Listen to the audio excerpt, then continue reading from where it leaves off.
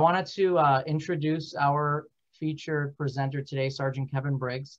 And one of the things I just learned over this period of time, these last 6-7 months, since really the coronavirus has put everyone in their homes, and then all the different things that we've done to be safe, is that really the idea of mental health and being emotionally and mentally healthy has really come to the forefront for those of us who might not have really interacted with individuals or family members or friends.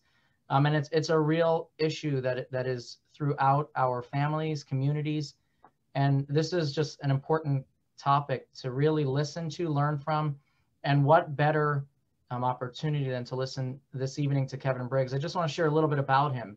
So Kevin Briggs entered the U.S. Army in 1981. In 1987, he became a correctional officer and worked at 2 different state prisons in California. In 1990, he graduated the California Highway Patrol Academy. And his main area that he really patrolled was predominantly the Golden Gate Bridge. And on average, he answered 4 to 6 suicidal calls each month. In 1999, Kevin completed training to be a California Highway Patrol motor officer or motor deputy. I'm not sure what they would call each other. And in 2008, he was promoted to sergeant.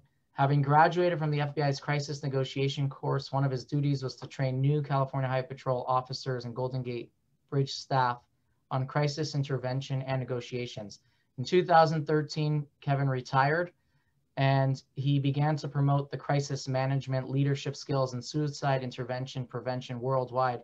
And if you were listening earlier on when he was on just chatting, just this past week, he was giving a course or a class or a talk to the FBI. So he travels, he continues to speak, teaching at conferences, law enforcement events, as well as consulting and advising major corporations. And today we're going to learn his personal story, which includes being a cancer survivor, overcoming heart issues, divorce, PTSD, depression, and he is also a survivor of suicide loss. So again, I know that we're going to come to be inspired, but how much more we'll learn for ourselves to be able to be there for others as well. So thank you, Kevin. Thank you, Rabbi. I'm going to share a screen with you folks. I'm very visual, and in doing this, I want to share a lot of what I've been through and different things that I've learned throughout my career in negotiations. So if this goes well, I'm going to share this with you all. Okay. Can everyone see that? Yeah, it's perfect. Fantastic. Fantastic. Thank you all for being here this evening on this Sunday. This is a tough subject, mental health, mental illness, suicides. But if we don't confront it, if we don't talk about this, we're going to lose more and more people. I'm big on takeaways. I want to give you folks some things that you can use, and I'm going to talk about a lot of different things in this next 45 minutes or so. And then any questions you have, I'll give it my best shot to answer. So let's get started. So I worked on the Golden Gate Bridge for quite a long time. And like the rabbi said, I averaged 4 to 6 cases a month of people who were suicidal. And mind you, I had no training into this when I first started with the Highway Patrol. It was some years before I went through crisis intervention training, and way towards the latter part of my career when I went through the FBI Crisis Negotiator School. Very, very lucky, humbled, and blessed to be able to do that. If you've been on the bridge, it's a wonderful place to visit, but it does have this dark side to it. It is the #1 spot in the United States for loss of life to suicide.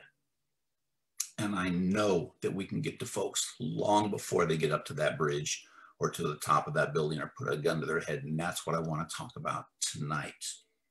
So let's start with, what is a mental illness? What are we looking at?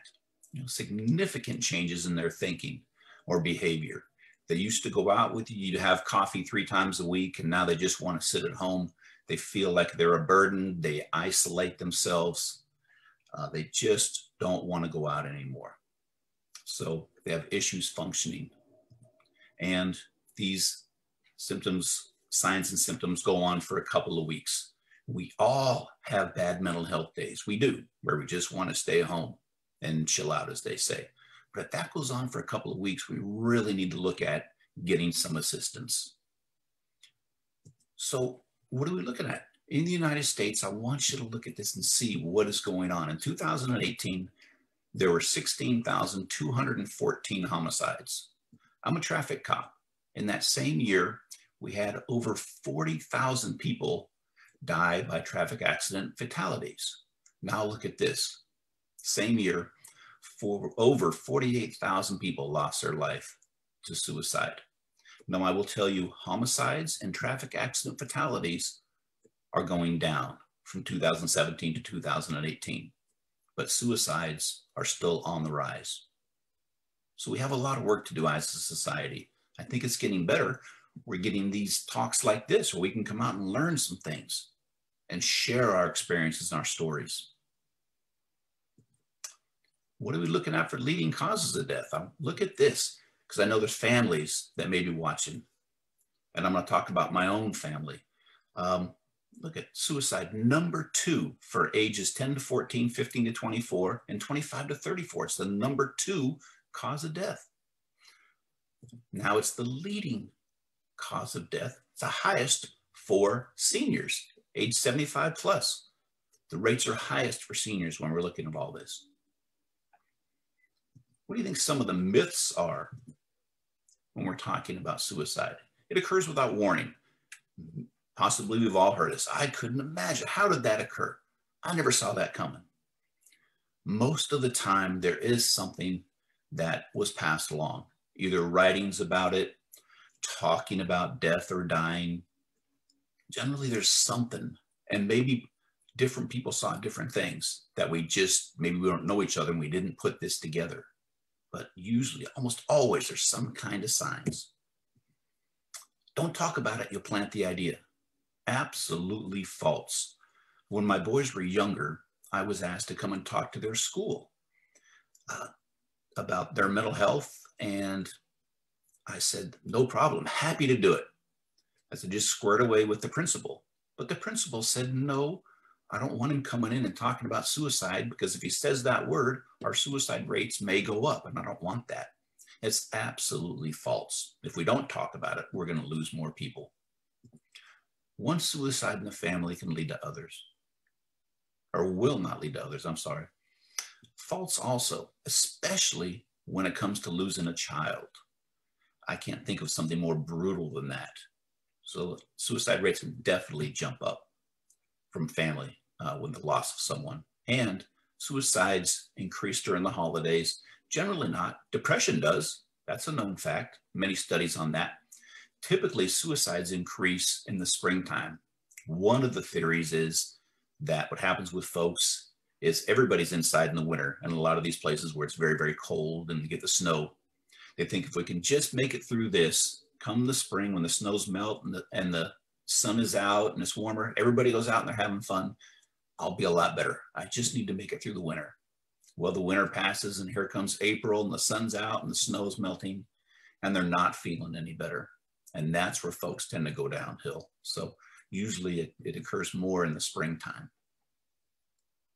So all these are false. What are some contributing factors to a mental illness? Environmental factors, some things that may be out of our control. A diagnosis of a cancer, losing a family member, maybe getting laid off or fired from a job, so loss of income, a lot of these things that we just don't have control over. Substance abuse, long-term, has been linked to paranoia and depression. Traumatic brain injury, including concussions. And I think we've all heard about the sports stars getting so many injuries and they retire and sometime later they lose their life to suicide. Genetic factors can play a role, absolutely. And shame. Shame is a driving factor in suicide and substance abuse. This emotion, this sense of failure and self-blame that people get. So these are just some of the contributing factors to a mental illness. I'd like to share a little bit about me and how I came to be here in front of you this evening. Right out of high school, 1981, I went to the United States Army and I went into the airborne infantry. In my second year, I went over to Germany. And in 1983, I was diagnosed with testicular cancer. I had my first operation in Frankfurt, Germany And then I was sent back to the United States, where I landed on December 5th, 1983. And that day is a little important to me because that's my birthday. And what I really thought was, if I'm going to die from this, at least I'm back here in the States. So I landed back here in December, where I had 2 more operations, one being a lymphadenectomy, where they cut me from sternum all the way down, and they took out lymph nodes in my abdomen area. They took out over 40, and over 30 were cancerous. So that cancer had spread up into my abdomen, which meant I had to get chemotherapy. So I went through several months of that, lose all your hair. My weight went down to 135 pounds. You get depressed and you throw up almost every day. It's brutal stuff. But what was good was every time they did a test for tumor markers, my tumor markers were going down. So after several months of all this, it was down to 0. And I have to get tested every so often, and so far so good. So I think I'm cured. This happened when I was 21. So big hit on you with your manhood and everything else. It was brutal. It really, really was. I waited about a year of getting myself back together and started working with my father in San Francisco at a printing job. And then I got on with corrections, and I began working at San Quentin State Prison. Maybe some of you have heard of that. And this was in 1989. And during that year, my mother developed cancer, lung cancer from smoking. And when I'm going through all of this, please remember or think about all the contributing factors to a mental illness. So my mother develops cancer. She was going through some chemotherapy, but she just couldn't take it anymore. And she quit the chemotherapy. My sister took care of her. My mother was bedridden for a long, long time. And then she passed away at our family home, which I own now. And she was only 49 years old when she passed. I used to think, well, she had a long life, but I'm 57 now. 49 is nothing. She died right at home in front of us. We see her last breath. I close her eyes. So it's absolutely brutal to see that happen.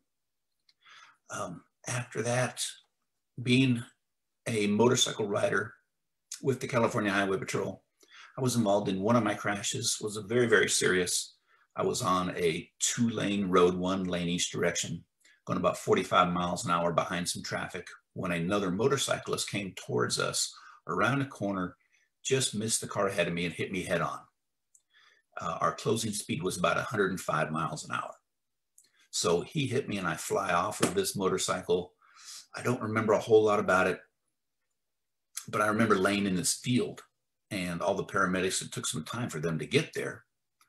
And when they did, they're trying to cut off all my clothes, and I'm giving the very abbreviated version of this. For one, I don't remember it so well, but I do remember, if you know what motorcycles wear, most of the time it's these very tall black boots that go from the ground up to your knees. I didn't like them very much, but that was part of the uniform, and we had to wear them.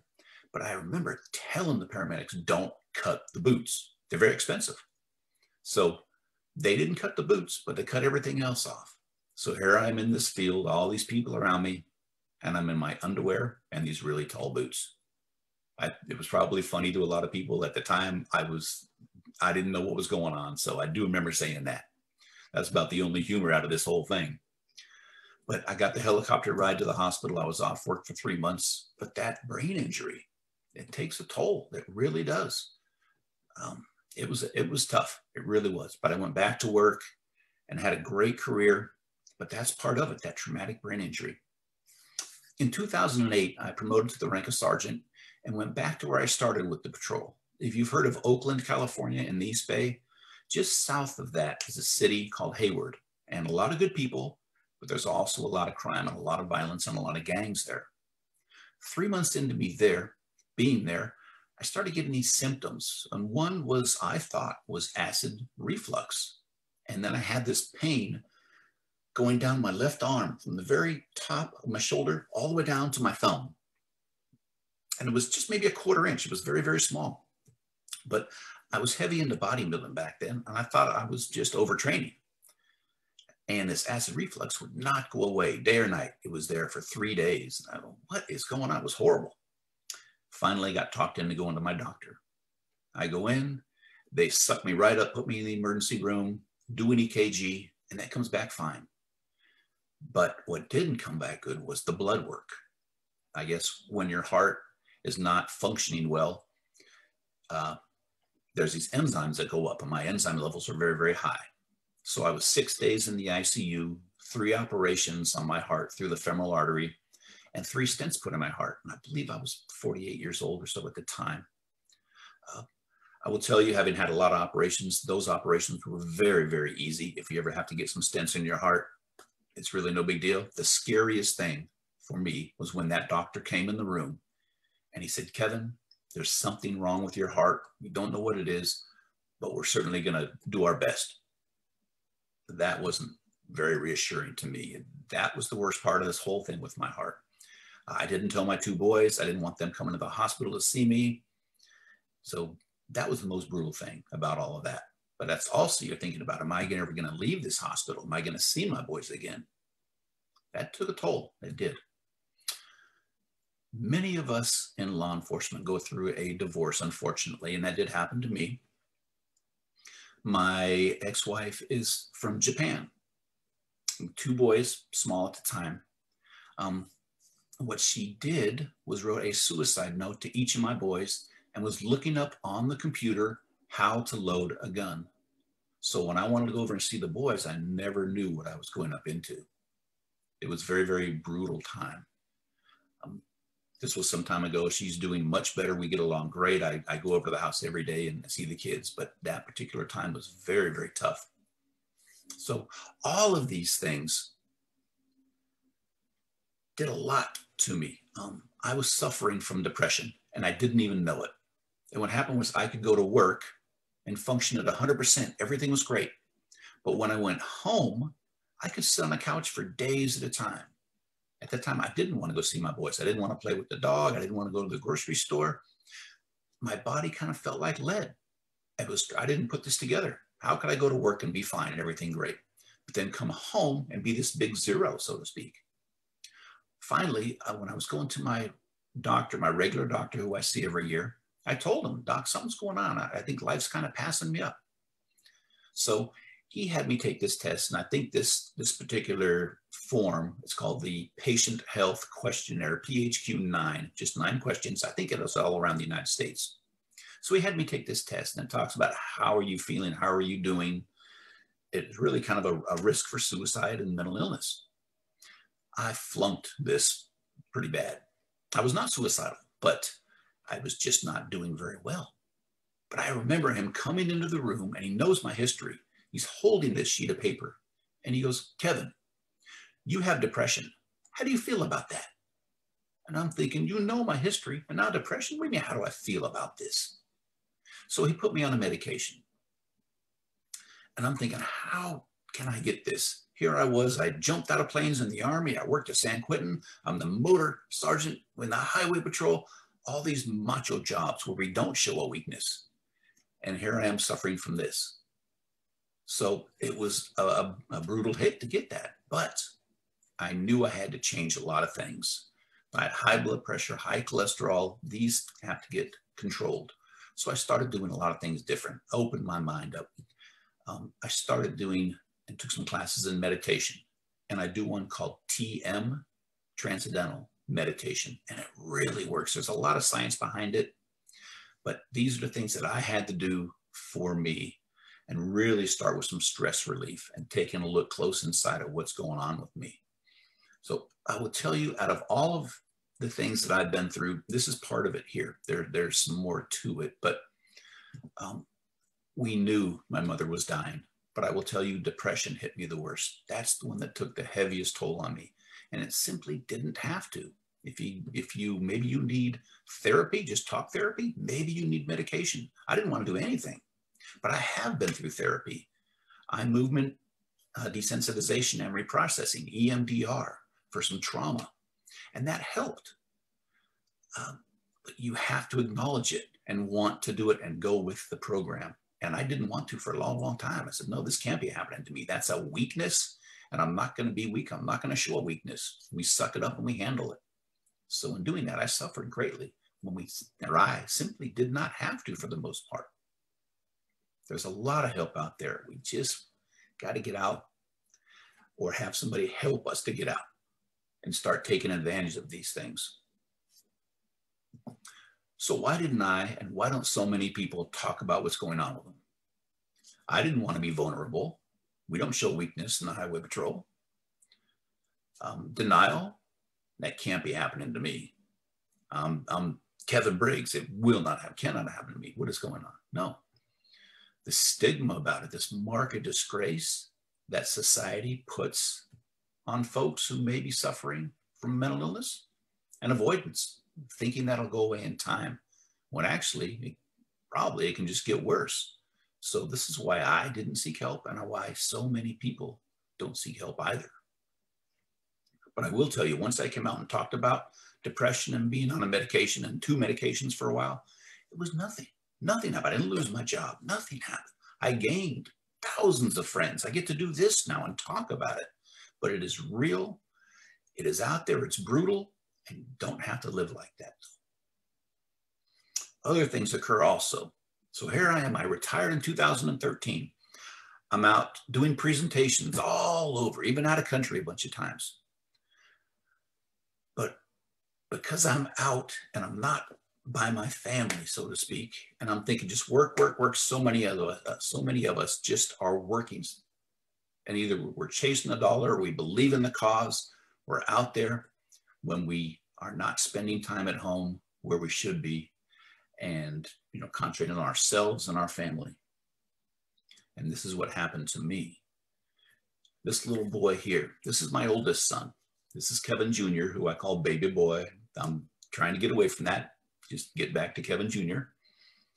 So he's having a great time on a lake. But what we don't see is what really is going on inside his head, in his heart, and what's going on beneath the water, this spiritual thing. He was suffering greatly. And while I was traveling one time, I was coming back. I landed at San Francisco International Airport, and I get a text from his brother, younger brother by 2 years, little Travis. And Kevin's 14 at the time. Little Travis is 12, and he texts me. I turn on my phone when we land, and I'm thinking it's going to be, hey, Dad, welcome home. Stop by our house on the way to yours. But it wasn't. It was little Travis. Dad, you need to get here quick. Kevin's in the backyard. He's smashing up an iPad. He says he's going to kill himself. A lot of drama. So I'm thinking, all right, I'll start working my way up there. It takes me about an hour. And I'm thinking, should I call 911? What should I do with this? Or just keep going myself? But I kept getting some text from little Travis. And one of them was, Dad, you need to get here quick. But when you do, say nice things to Kevin. So I worked my way up. I got there. I walk in the house, and there's my ex, and my sister lives there also. She's there. And there's Travis. And then in the backyard is Kevin in the complete darkness. And he's just pacing a few steps back and forth and looking down at the ground, at the cement. It's very strange. I've never seen this kid do this in the complete darkness. I watch him for just a minute. And then I walk out there and I put my right hand on his shoulder, and he's facing away from me. I go, hey, baby boy, what's going on? And he completely breaks down crying. Completely breaks down, almost screaming, scared, really scared me. I didn't know what was going on. So we sat in the backyard. A lot was going through that young man's head, and I didn't realize it. I missed it. And I'm the guy flying around teaching negotiation skills and what to look for in somebody suicidal, and I'm missing what's going on with my own family. He was so worried about his grades because every time I spoke to him, how's your grades? How are your grades? I'm driving it down his throat. He said, wow, I didn't realize I was doing that. Because, of course, you want your kid to be successful and do well. I had not discussed my divorce with him. I was ashamed and embarrassed about it. He thought he caused it. He had nothing to do with it. But that weighed heavy on him.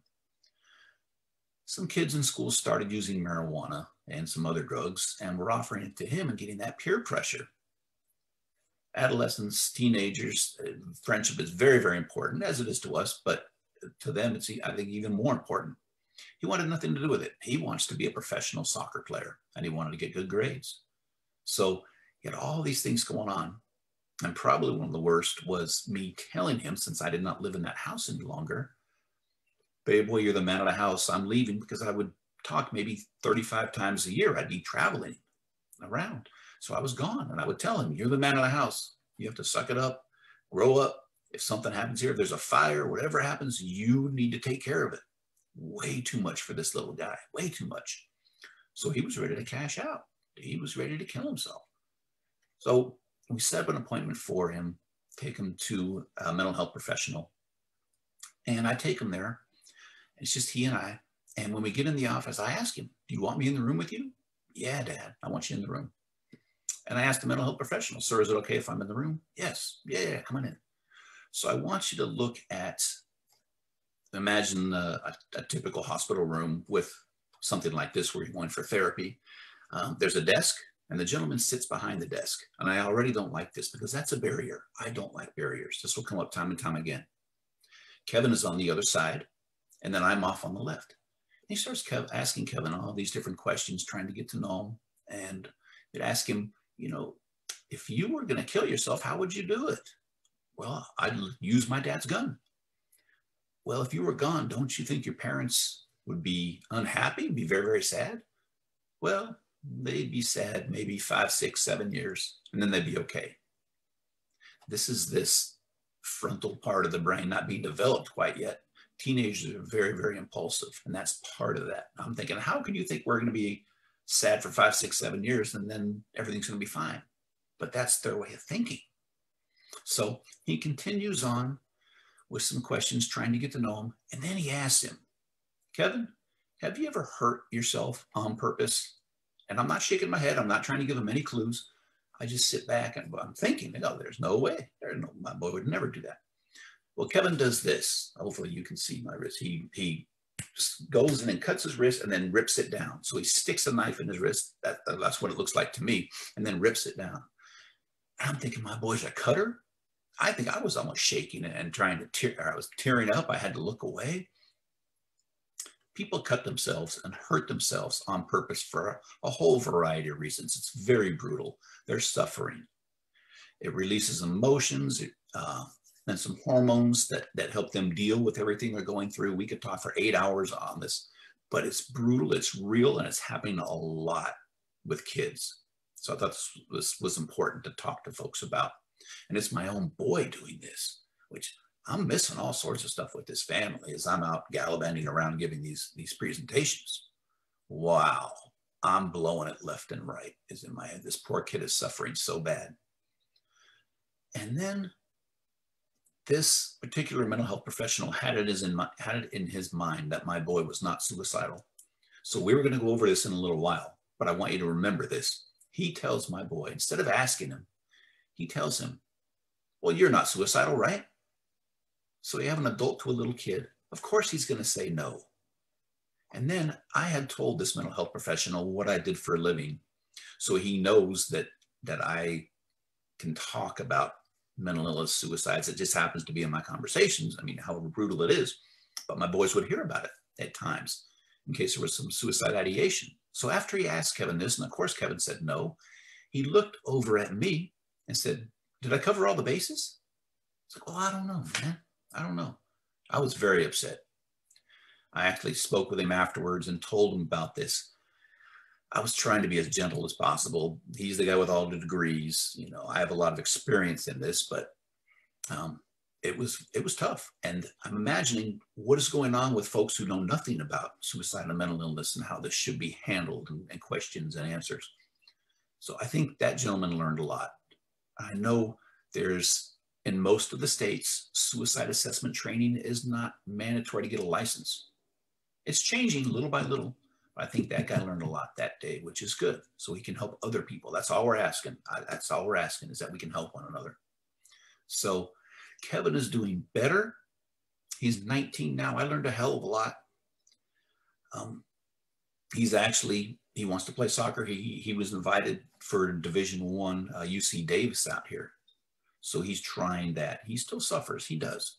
But take a look at this photo. And this is when he was going into his dorm. If you can see the look on his face when I took that picture, he's like, come on, Dad, get out of here. Let me be. You're embarrassing me. But here he is. And so he is doing better. And I learned a hell of a lot. I'm going to play a video for you, hopefully, that talks about this non-suicidal self-injury with kids, because I had no idea how much it is going on out there. I'd like you to be aware of it more. Cutting, carving, poking, piercing, burning, and hitting. Self-harm isn't simply a plot feature of the latest teen angst film, it's a real struggle for lots of young adults.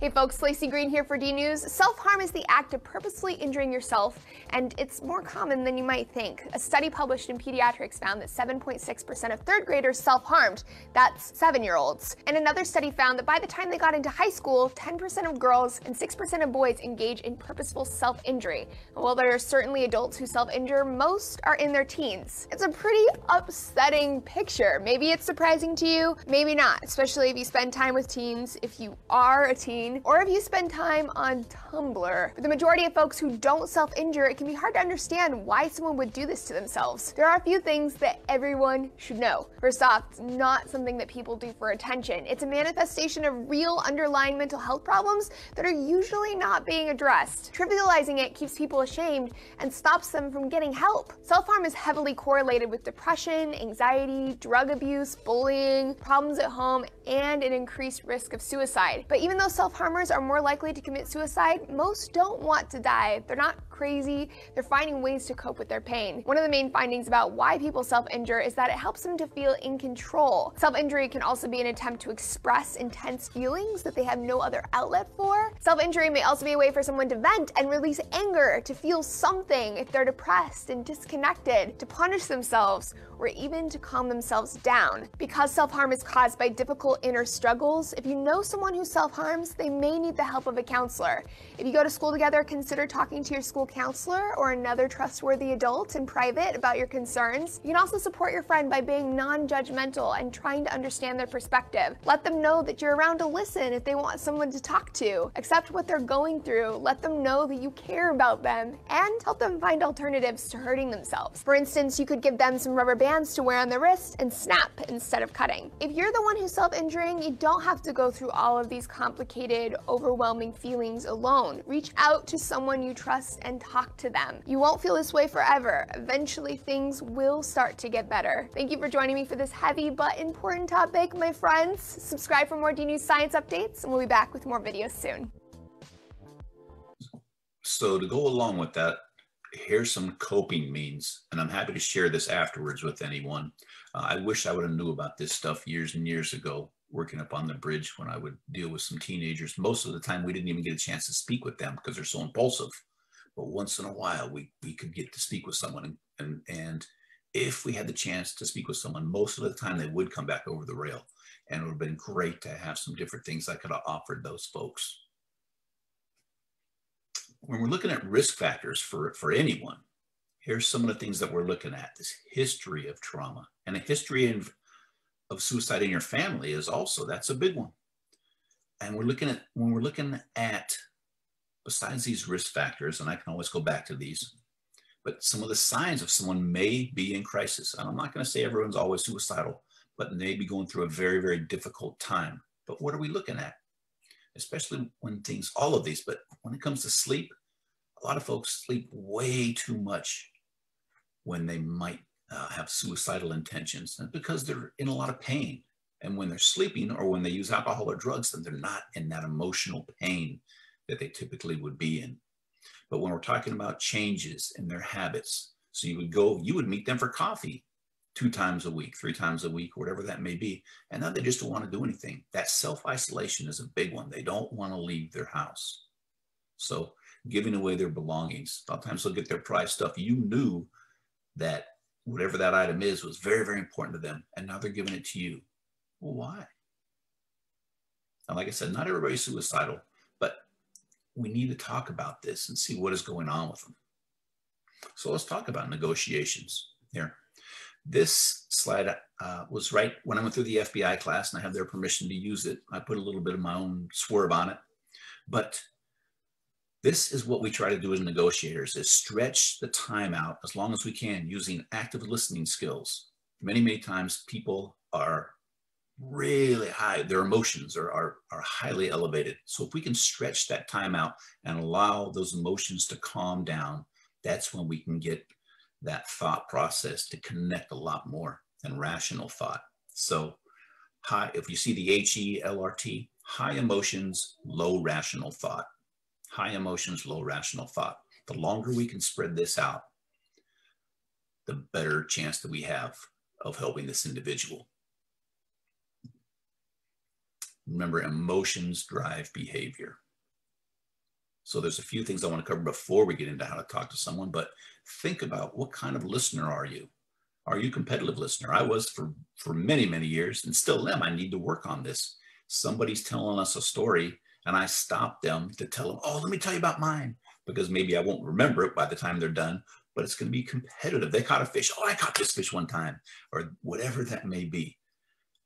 These are terrible things to have when we're talking about a conversation with someone who may be in crisis, who may be suicidal. We need to be cognizant of these things. Passive listener, you care, you have empathy, but you're not providing any feedback. One of the deals that we use is minimal encouragers for active listening skills. When someone's talking to us, we don't want to stop. We don't want to interrupt them. We want them to talk as long as they can, as long as they want to. But just by saying, wow, is that right? Really? Minimal encouragers allows them to keep talking and shows them that you're interested in paying attention. So the active listener, the active listening skills, that's what we're looking for. Now, if we want to have this conversation, you need to prepare for it. Have some information with you, like the local resources, whatever you have in your area for mental health. The 1-800-273-TALK, that's the National Suicide Prevention Lifeline, 24 hours a day. And we know a lot of adolescents don't like to talk, but they'll text. So there's a crisis text line, 741-741. Now, when we're talking about selling homes and real estate, it's always location, location, location. But in this instance, I'm going to tell you it's location. Where are you going to have this talk? Somewhere where they are comfortable. And tell them what's been going on. And don't have that barrier between you. Get out from behind that table. Be closer to them. And then really, really listen. That's the biggest part of this, is being there and listening to them. This was not done to my son at all. Either of these: validate, normalize, and gratitude. So to put it all together, someone's telling you all these things have been going on. They got a divorce. It was very, very nasty. Then they lost their job. And then their dog died. And all these terrible things. To validate and normalize what was going on with them. So, wow, that sounds really tough. You validate what they're going through. And if they tell you just a whole bunch of things that just, their life is in misery right now. You know what? Anybody who has been going through all that may be thinking about killing themselves. Have you been thinking about killing yourself? Would be a better way of asking that question than when that doctor did. So to normalize what people are going through and to thank them. You know what? I know that was really, really hard for you to tell me, to talk about. So thank you for that. When we talk about limiting access to means, whether that's guns, whether that's pills, whatever that may be, and follow up. Just want to let you know I'm thinking about you. But if you ask them if they're suicidal, if it gets to that level and they say yes, how long have you been thinking about it? Well, you know, I kind of planned on it tomorrow. Man, you need to get help right now. You can call 911. You can see if there's an officer there that's trained in crisis intervention training. That's what I would ask for, CIT, crisis intervention training. But if there's any thought that that person may be suicidal, you know, very soon, get them some help. But to follow up, if they're not saying, no, I haven't thought about it, I'm just going through a really tough time. Well, we don't have to bug them, but to send them a text now and again, hey, just thinking about you, hope things are okay. To call them and to follow through with whatever you said. You know what? Let's meet next Tuesday. Okay, sure. Well, make sure you do that. Very, very important. Here's some of the techniques that I have used and that I go by. The 80-20 rule. If an individual is speaking, let them speak. Easy enough. I would like them to be speaking 80% of the time with me 20. That's what I'm shooting for. Sometimes I'll talk about chapters in a book. I want you to look at your life as a book. Right now, you're in the middle of this book in a really crappy chapter. But let this play out. Right now, it's a tough time. It is. I can tell. I can see. But let this play out. This may pass and it may be fantastic. We've got to get through this. Being silent and saying nothing is very, very difficult for most people. But many times, just by being there with them, you will make a world of difference. I would rather you say nothing and just be there with someone than to tell them some of the things I'm going to tell you in just a little bit of what to say and what not to say. Silence can, just because we run out of things to say doesn't mean make something up and say something that could be damaging. Many, many times I will tell you from experience, when someone has attempted suicide and lived, they said the absolute millisecond that I jumped off of that bridge, or I had that gun to my head and I tilted it like this by mistake, the millisecond that act went, I said, what did I do? I made a huge mistake. Please, God, please let me live. So I use that also, and I tell them about that, and it's true. Some of the techniques that I use. With that onion there, what we're trying to do is peel back this onion and find out what is going on with them. What has been going on? Why are they here today on the bridge? Why are they up over this rail? What has been going on? And we know that allowing people to talk, let them vent, and that's what they're doing. They're going to feel a lot better. Generally, they do. I don't promise them anything. I can't fix anything for the most part, but I can certainly be there and listen to them. So what's some of the things that we don't want to tell someone? And I really enjoy this when I can be there in person, because I have people telling me different things, and it's neat to hear. But here's some of the ones that I've come up with that I use these all the time. Damaging phrases. And I remember it like this when I'm up on there on that bridge. You should calm down. I understand, things will get better. So instead of saying you should, because now you're placing blame and they're going to shut down. You know what you should have done? They don't want to hear that. They're in crisis. How about, have you tried this? Would be a much better way of saying that. Calm down. Calm down.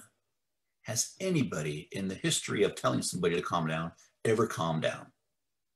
I don't think so. I understand. I understand exactly what you're going through. No, I don't. I've been through some things. You folks have been through some things, but we're all different. Maybe it's 15 things this person has been through that are really, really tough. Maybe it's one. I don't know. But what we can do is use that in a summary when we're talking to someone. So if I understand you correctly, this is what has been going on, and that can help. But don't say that we understand, because we really don't. And I don't talk about those things when we're comparing. I don't like to compare. When we're talking to someone on these high-end conversations, it's about them. It's not the Kevin Briggs show now, nor was it ever back then. I don't talk about the things I was involved in, because it's about them. Now, if they say, well, you don't know what it's like to have cancer. Now I do. We have something in common. Commonalities create comfort. And we can talk about that. And maybe in sharing that, we can build rapport and have a stronger bond, and we can help them. So, but I don't talk about these things myself. We're not going to compare the situations generally. And for me to tell someone things will get better, I don't know that. A mental health professional shared this with me. I said, I'll be honest with you, I don't want to say that because I don't know. And that could damage someone. You told me everything's going to get better and it got worse. I'm going to lose rapport. I really am. I don't want to say that. I hope things get better. You will have the opportunity for things to get better. And here are some other ones also. So this one's great. You have so much to live for. I know if I was in crisis, the thing that would come out of my mouth is, well, tell me. Why don't you tell me what I have to live for? It's not going to go well. You know, I've been through similar things and I'm fine now. So you're pretty much telling them to suck it up, buttercup, and handle it. Not good. And believe me, I know exactly how you feel.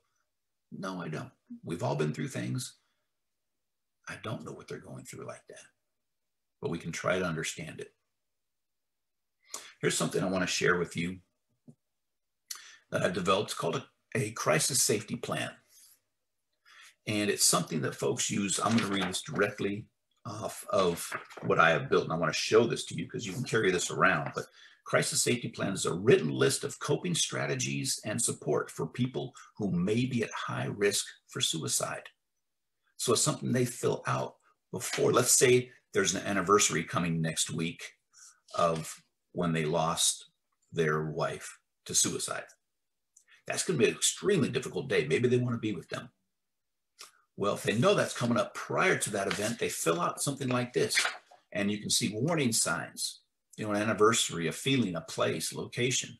What are some of the coping strategies you do? So right here, and you can see the list. You fill this out before you would get into crisis. And it's helped a lot of people. I didn't invent this. I just kind of made my own. I would ask, and it's on the form here too. This guide is for information purposes only. Please consult with a licensed mental health professional. So I would ask, I'm happy to give this to everybody who wants one, but please fill it out with a mental health professional, as I am not one. But I really believe in these. I think they do a lot of good, because when someone is actively in crisis, I think it's like horses with a blinder on. They can only see here, whereas we want you to see out here. This is something else I've developed, and it's a quality of life triad. And it starts, I think it's very, very important to start with ourself on the top. What are we doing for ourselves? What is our self-worth, our self-compassion, knowing that I'm going to mess up and that it's okay, but to be able to balance that home and work life, look at ourselves and then our family and friends. So I have to make sure I'm taking my medications for my heart, for my blood pressure, all these things, my depression. Doing my mindfulness is a big one also. What am I doing for stress relief? And to have that balancing act. So all these things. How's my sleep? And then on the other side of this, we have professional care. Very important. I'm not just talking about a mental health professional. If you're into yoga, that instructor, a life coach, a teacher, instructor, anybody in profession that can help you out. And then of course, support. What is your support team? At least 5 days a week, I go down to where my boys are, just 10 miles away, and I have coffee with some folks. And we are pretty much quite different in how we are and how we grew up. One gentleman is 83, retired dentist. One lady lived through World War II from Hungary. Another gentleman was a commercial fisherman, and then me. So we're all different, but we get together and we have some great conversations. It is so important to get out of the house if you can, and to have somewhere where you can talk to folks. Sometimes it takes effort. There's days I don't want to leave the house. This anxiety and depression hits, and it's very difficult to get out of the house. But if I can force myself to, and I've done it many times, I know this will pass and it can be better. But if you just can't get out of the house and you're suffering, that's all right too. These things can pass. If it goes more than 2 weeks, then we're talking about getting some help. But this is what I have done, and I think it has helped some folks too. And what's going on today with this COVID, many people are isolated, but we do have this virtual support. And like we're doing right now, this is support for you, for me. Maybe they can look at taking a class, taking a language online, doing coffee chats. If I couldn't go out and do this, we could get online and we could do the coffee here. I know some folks every Friday night, they have some wine and they chat and they get different people on with them. And that's a lot of fun to do that. And then to help others, just to think about others. Even though I'm doing okay, I have some friends that maybe aren't. Just to check in on them, send them a text or give them a call. Hey, I was just thinking about you. Just wanted to drop you a line. That can make such a world of difference for folks. So I want you to think about, what are you doing for you and your stress? We all have it, different things. This is part of my stress relief, this little dog here. And if I think she's behind, I'm hoping if she didn't run out. Oh, she is. Come here. So I never had a small dog in my life. Come. I've always had big dogs. I did some hunting as a kid. So I got her because I'm gone a lot. I wanted a Doberman, but I got this little Chihuahua that looks exactly like a Doberman, but she's very small. And this is Bella. And I travel and present, so it's really neat to be able to sit here and show you this little dog. By petting your dog just 10 minutes a day can make a world of difference, can really help with stress. Now, okay, you want to go over there. I know some folks like cats.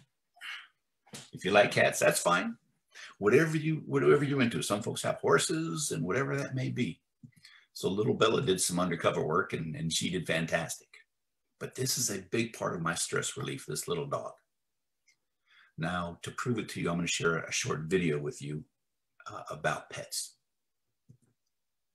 Hi, everybody. It's Paul. You know, a lot of people ask me, after a long day of voiceover or writing or doing all those creative things that I do, how do I relax? Well, like many other Americans, I come home and I pet my dog. You see, petting your dog is one of the most relaxing things you can possibly do. It releases a hormone called oxytocin, which reduces stress. Also, it lowers your heart rate and it lowers your blood pressure. Plus, people who pet their dogs are 5 times more likely to live longer than people who just have cats. Plus, the dogs like it so much, and it's a nice bonding experience. That's right. Good daddy's little boy. Daddy's little boy. Daddy's little boy. That's right.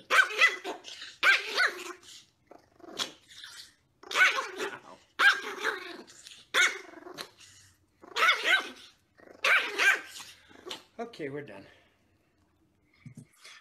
So I noticed many of you smiling and laughing during that. That is the stress relief. You're getting that cortisol out of you, and you don't want cortisol in you. So that's fantastic stuff. Laughter is very, very good for you. I have one more story for you. We take a lot of pictures down on the bridge. I would get little boys or little kids, little boys and girls, and put them on my motorcycle. It's a lot of fun. Another photo down there. This gentleman here is this guy. This is Kevin Briggs, and I met him on the darkest day of his life.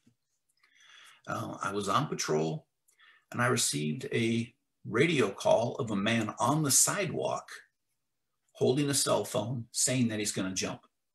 So I start on my motorcycle, working my way down the sidewalk from the north end of the bridge going south towards the city. And as I near the North Tower, I see the description. It matches up to this guy. So right by the North Tower of the bridge, I stop my motorcycle. I get off my motorcycle. As I'm doing that, he looks my direction. I'm about 50 feet from him or so.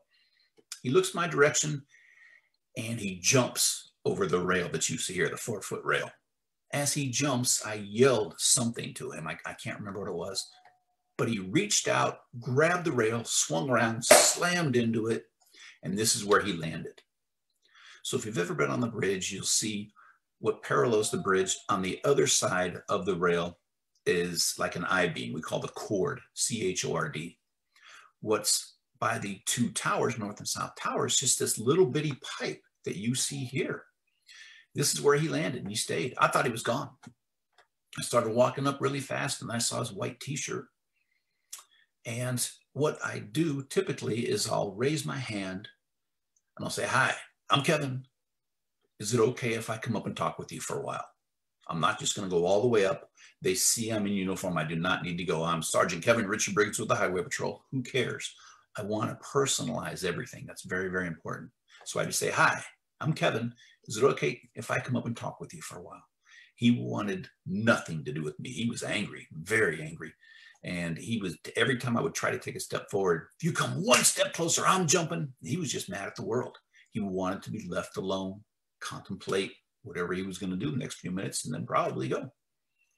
So it took quite a bit of time for him to allow me to come up and speak with him. And I did it just step by step, open-handed, to say, "I'm not going to touch you. I just want to talk to you for a while." And I don't. My personal way of handling this is, folks go over that rail. My job is to get them to where they want to come back on their own over that rail. Because it takes a hell of a lot of courage to go over that rail in the beginning. Can you imagine the amount of courage it takes to come back over that rail and face everything again? If I can get that to that level where they will come back on their own, I think they have a much better chance of success. So that's what I try. That's what I want to do. So eventually he allowed me to come up and speak with him. And typically what I will do is, you see where I'm there, I will kneel down and be at eye level. I think that's very important. I do not want to be above them talking to them, because that's what it looks like. I'm above them talking down to them. And I don't want to do that. I want to be at eye level. So it's tough on the knees, but that's what I did. And that's what I want to do. Be at eye level. I want to make a connection. So I just started asking, man, what is going on to get you over this rail today? What's been going on? And he wanted to talk. So he started speaking, and he spoke for almost an hour. And I spoke about this when I first started talking about this whole deal tonight, but minimal encouragers is what I used. Wow, really? And is that right? So I didn't interrupt him, but he knew I was there listening to him and giving him my full attention. So he told me what was going on. He was adopted. His birth mother didn't want anything to do with him and gave him up. His adopted parents loved him very much, but they divorced when he was around 13. And like what happened with me and my boy, it wasn't explained to him why they divorced. So he thought he caused this, and he broke up the family. He suffered from a mental illness and was supposed to be on some medication, but stopped it. But he felt as long as he stayed busy, he was good. So all through school, he played 6 sports, would stay as busy as possible, running around every day, sport to sport to sport. It was only at night when he laid his head down was when he had a very, very difficult time sleeping. Very difficult time. So he stayed as busy as he could and exhausted himself every single day. As he grew older, he thought, you know what, if I have a family, things will get better. So he had a family, started a family. And when his baby was born, she was born 2 months premature. Now he thought, what did I do to cause this? I can't do anything right. Baby had to stay in the hospital a couple of months. And when she was allowed to come home, he received a bill for around $250,000. On top of all this, he just lost his job. So he thinks, I can't do anything right. I'm no good to anybody. This is the day. I've had it. I'm done. So he lives in Oakland, never been on the Golden Gate Bridge, had to find and get directions to make it over there. So over the course of over an hour, he was telling me all these different things. And I was just sitting there listening, take it all in. And I would give him a break. And what I would do is take a step back and allow him to think and hopefully look up instead of looking down as you see him there at the water. So I gave him a few breaks and let me think. And I kept thinking, what could I offer this gentleman that's going to have him and think in his mind, all right, life is worth living. I want to come back. So I thought and thought and thought and thought and thought. And he had told me that his child's birthday, which is a big one, just the child himself, birthday's in a couple of months. So I said, well, Kevin, don't you want to be there for your baby's birthday, for your child's birthday? Now, you can come back here any day you want. But for now, don't you want to see her again? And you know, if you go, if you jump, she has a much greater chance of suicide also, which is true. And I let him think about this and ponder this for some time. I go, just think about your child. He thought about it for some time and said, Kevin, I want to come back over. And that's about the time when this photograph was taken by a news helicopter out in the bay. So I helped him come back over the rail. I don't want him slipping now. When he gets back over, I did this with every single person. I asked him, what did I do that was good, that helped this situation? And what did I do that wasn't so good, that could hurt this situation? Because I want to learn. I did this up until when I retired. All he told me was, you listened. You let me speak and you listened. So why did it take for a man to get up to the stage 4 cancer of a bridge at times for somebody to listen to him? Not to say, you know what you should have done, or blame him or anything else, but to just sit there and listen. That's all I did. There was no magic. I don't care if I've been through all sorts of schools. It doesn't matter. Having empathy and being there for the individual, that's what makes the difference. So we didn't see each other for years. But I was asked by the American Foundation for Suicide Prevention to receive an award. And I wanted to pawn this off to the officers. I was a sergeant at the time. I didn't want something. I don't want anything. But they went through my commander, my captain, and he said, nope, they want you. They also wanted to have somebody give me the award that I had saved. And I don't like that word. I never used that word. I didn't save anybody. I didn't rush into a burning building, anything like that. I helped folks on a dark day. Kevin's mother had written me a letter a couple of weeks, or I received it a couple of weeks after the incident. So I had the address. So finally, after much prodding by my commander, I went over to Oakland and I say, I will go through his mother to see, because I don't follow up with anybody. It's not right. What would I tell him? I'm Kevin, I saved you, and I don't want anything to do with that. I don't want to be a trigger for anything either, whether voice, smell, sound, whatever that may be. So I just hope and pray that the folks are doing well that I have spoken with. But I went over to Oakland, contacted his mother. When she figured out who I was, she gave me a big hug, got a hold of Kevin. We met, and this is after some years, we met in New York City at the Lincoln Center, where he presented me with this award, but he went up on stage and spoke, and he did a marvelous job, first time ever.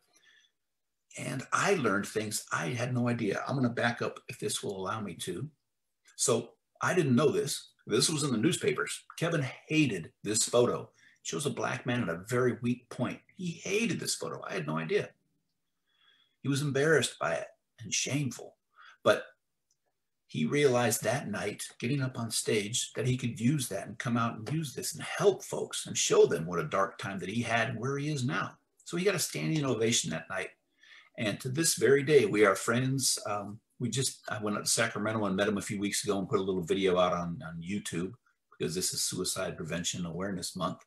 And on occasion, we get the chance to speak together on stage, and it's a lot of fun. So we have developed this friendship. He's a hell of a guy. I'm glad he's still here. He's making a difference in a lot of people's lives. And that's my show for today. So I hope you enjoyed it and took away some different things. I'd be happy to try and answer any questions folks may have. And if I get out of this, I'll come back. I haven't done too many Zooms, but I think I got to stop share right now, if that's right. I stopped it. Now you just have to get back into the Zoom. So find that app. So just stop share? Yeah, I already stopped that. So now just if you find the Zoom application on your computer. And while you're doing that, let me know if you have any tech difficulties on that. But thank you so much for sharing this and for sharing all these helpful tips, your story. If anyone does have any questions, I have I've released the mute of the microphone. So if you do have a question, please do unmute and we'll try to get everyone's answers, or everyone's questions in, I should say. Mina Rose. I don't know if it's a question or a comment, but I had a friend that committed suicide who I was very close with. And when you're saying like that there's always signs, I don't know, it makes me feel not so good, because to me it came as a huge surprise. So I don't know,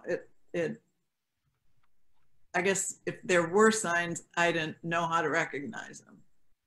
You know what? And that's okay. We don't many times. Most of the time, we don't see it. I happen to have training and I did a lot of experience with this, is why most people don't. And I will tell you, the guilt and the anger and everything that follows with suicide, that we have unanswered questions, I will tell you, it's not your fault. It's not anybody's fault. These things happen. But we continue to blame ourselves. We blame others. It's very difficult. It's like I said, suicide leaves in its wake a lot of unanswered questions, a lot of blame. It is absolutely brutal. Now that I'm speaking to you, I realize too, I was so much younger when this happened that it was something that would never even cross my mind. You know, I'm a healthcare provider, and you know, things are different as you get older. You understand more about just the nature of people in general. Absolutely. I know when I was younger, if I speak at a lot of colleges now, when I was there that age, it was a way different time. I probably wouldn't have went. For one, I didn't want to listen to an officer. Two, I didn't want to hear about suicide. So it's amazing how many people, younger folks, want to hear and want to learn about this now, because they want to help their friends and their family. So I think the maturity level of those younger folks, it's far surpassed me when I was at that age. I really appreciate your talk. It's wonderful. Thank you very much. All right, Judy, I see you have a question. Two things. I just wanted to speak to Mina for a second. There was a woman who committed suicide at a preschool I worked at, and I hardly knew her. But everybody in that school that felt guilty. So she needs to get over that guilt somehow, because it really weighs on you. And I know that even today I feel guilty. I hardly ever knew her, but I said to myself, well, you could tell she was sad. I should have taken her out to lunch. Of course, I had all these excuses. I had to leave right away to pick up my daughter. But she should know that everybody that's connected to a suicide always feels guilt. Then I wanted to mention, and I didn't take notes, you had a list of coping things for people that were suicidal. You said an elastic where you snap it on their wrist instead of cutting. And I didn't write this down, but you said something about red circle, and I didn't understand what that was. Oh, for one of the things was the red pen. So instead of cutting themselves, they can use a red marker. Oh. So that's one of the coping mechanisms for folks who, what we look at, non-suicidal self-injury, NSSI. And then to still get that pain, because that's part of the coping mechanism, releases endorphins to help mask their pain, is they can get a rubber band around their wrist and pull it and snap it back. And that's a lot better than actually getting something and cutting or banging your head or hitting things. Thank you. Kevin, there's a question in the chat, and maybe Judy Bernstein will follow up if she has a follow-up on this question. Why does the city of San Francisco not put fencing on the bridge to stop these suicide attempts? So there is a suicide barrier being built as we speak. They've been doing it at night, and it's going on both sides of the bridge. I actually met with the architect twice to discuss this, but it's going to be about 20 feet down from the road, and then it's going to go out about 20 feet. And if someone decides to jump, they go into this marine type net and it envelops them. And then I believe someone from the fire department comes out and they'll have to get them out. So that's going to go up. It's going to be concluded. I may be wrong on this one, but possibly next year. When I heard the price, which was several years ago, it was going up over 200 million. And I'm sure it's surpassed that. That was years ago. The big questions with this are, what could we have done in the Bay Area with 200 million for suicide prevention? And most of the folks who do suicide off of the bridge are from the Bay Area. We do get them from other places, but most of them are from the Bay Area. If you take away a means, are they going to do something else? We have multiple bridges in this area, besides other means, of course, not whatever else. So that's the big question. If you take away the bridge, will they go somewhere else? And what else could we have done with this 200 million?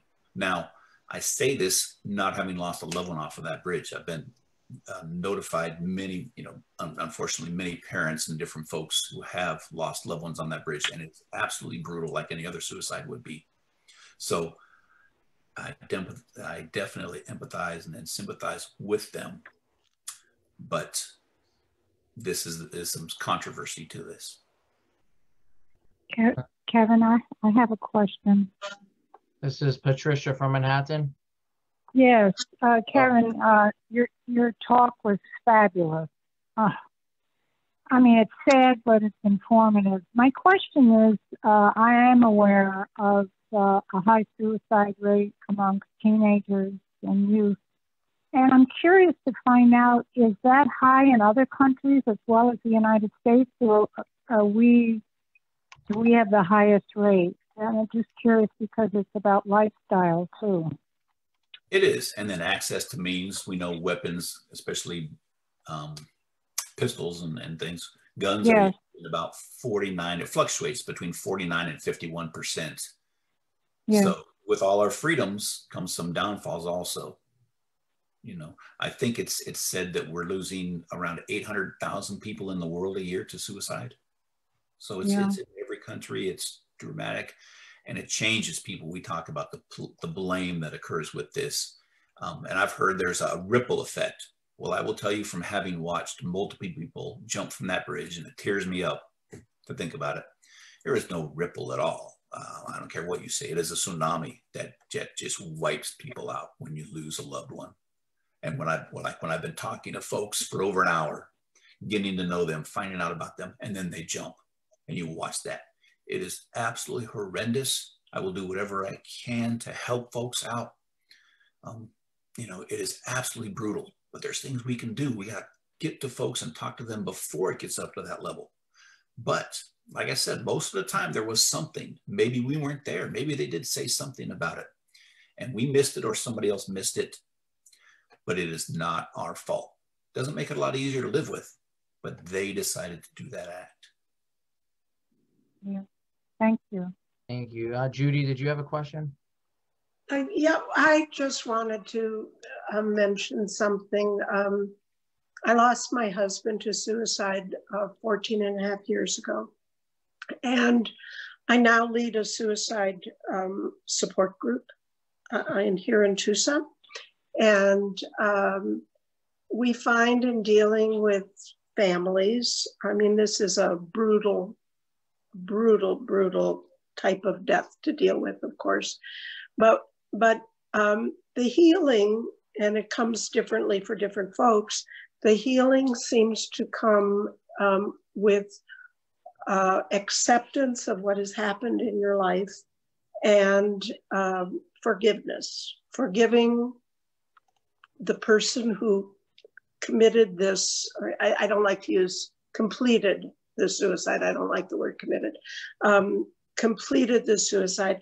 So you have to forgive that person, and you have to forgive yourself for maybe not seeing it.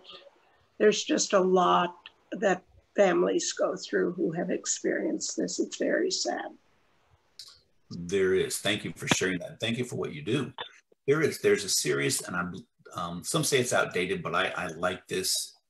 When we talk about grief and the stages of grief, it goes through, starts with denial, anger, bargaining, depression. There's 5 stages, but then there's also, the healing part of it. And what can we do to get past this? You'll never forget it. It'll always be with you. But how can we cope with it? And what meaning did that individual have in life? And what is our meaning in life? So this denial, anger, bargaining, depression, and then acceptance, but then also meaning. Doesn't mean we forget, but how can we, for lack of a better term, move on? Never forgetting, but moving on to have a quality of life for ourselves. And I believe in support groups. I really do.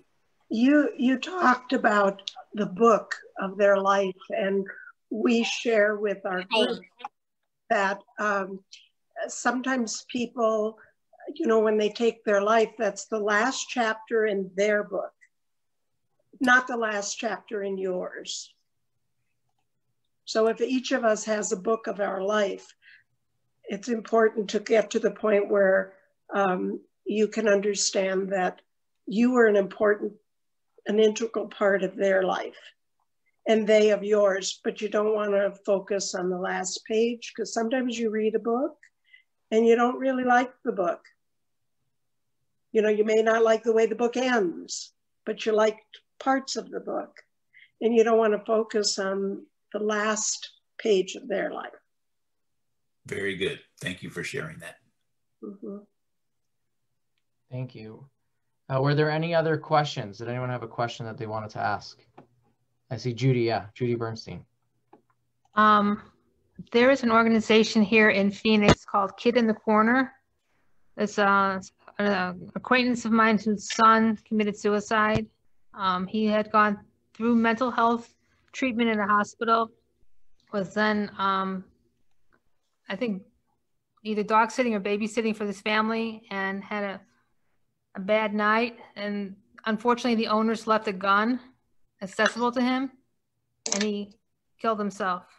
So the mother started this organization called Kid in the Corner, and she is talking to schools all around the community about how to not let the kid be in the corner, how to approach them and help them. And she's growing this organization by leaps and bounds, because more people are like you attending to mental health, like they, and helping a lot of kids stop thinking that the end is here.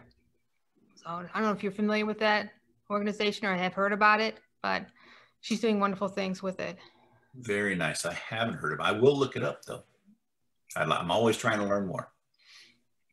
Great. Kid in the corner. Thank you. Did anyone else have any questions for Kevin? You don't have to be shy. All right. So Kevin, thank you so much. I don't see one thing that I wanted to mention. Yeah, sure.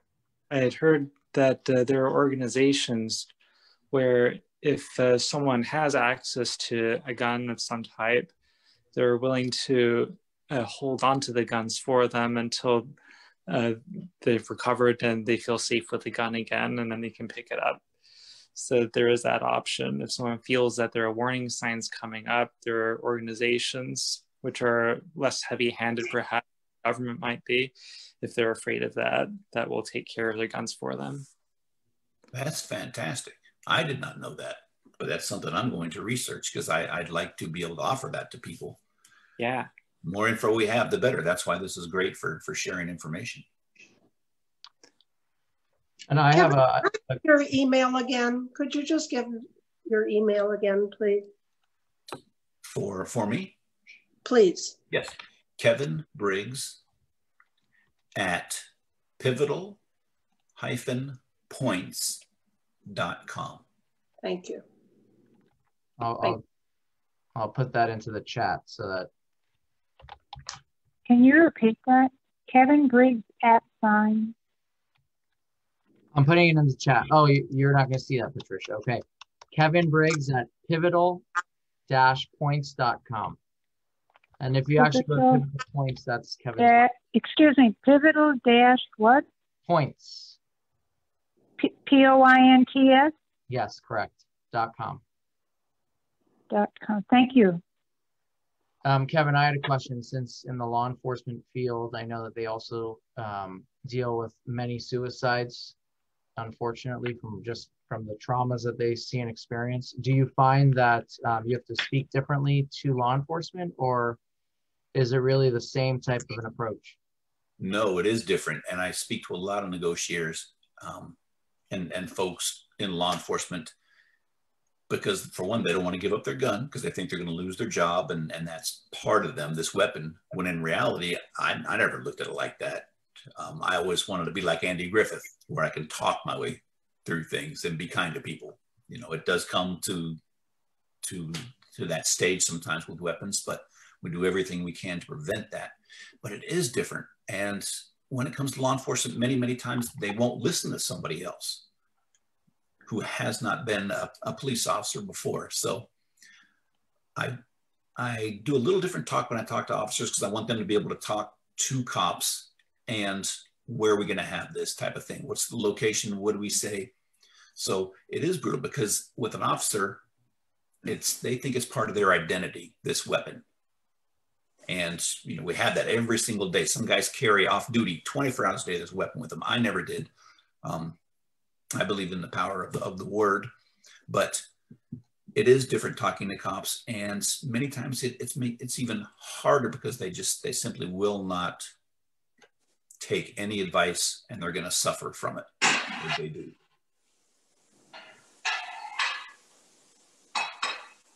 Thank you. Jerry, did you have a question? Yes. Why do you think there's this increase in suicide amongst teenagers now that wasn't evident 50 years ago? My personal opinion, I think there's a lot more pressure on kids and social media. The shame of things. Yep. The shame of things is really something else when we see that. And we see a lot with the gay community also when they come out. It's just very, very tough out there because people can post things and look at this because they want to get all the laughs, but it's very, very hurtful to somebody else. Whereas 50, I didn't have a cell phone until I was, I think, 29 or 30 years old. I think that's a big part of it. Thank you. Thank you. Any last questions? All right. Well, if there are no other questions, so I just wanted to thank you again, Kevin. This is most informative, and I know that's how important it is. We see it. We know someone in our own community recently that this just happened to in the last week. And I mean, I think every single one of us, the more you hear it, the more you, I don't think you can ever be prepared, but can be there to support someone who's going through a really tough time. And I guess what you're saying is really don't be afraid, step up and ask. Talk about it, and don't be afraid to get somebody else to come in and help you. So, people may be mad at you, but you know what? I'd rather have them around than mad at me. They'll get over it, and your relationship will be much better later on. I'd rather have you here and mad at me. Thank you. That's a great way of phrasing it. Thank you. Thank you very much. Brilliant. Thank you. Thank you. Thank you.